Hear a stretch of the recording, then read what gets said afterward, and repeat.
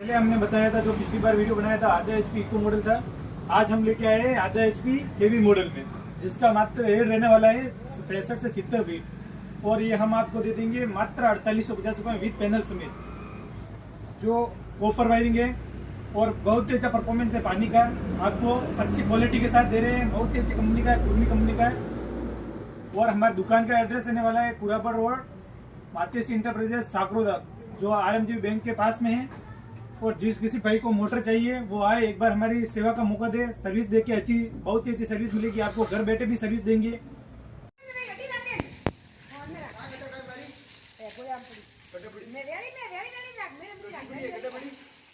Video बना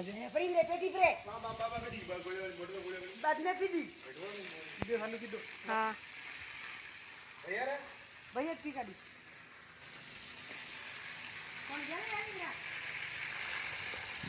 क्या है।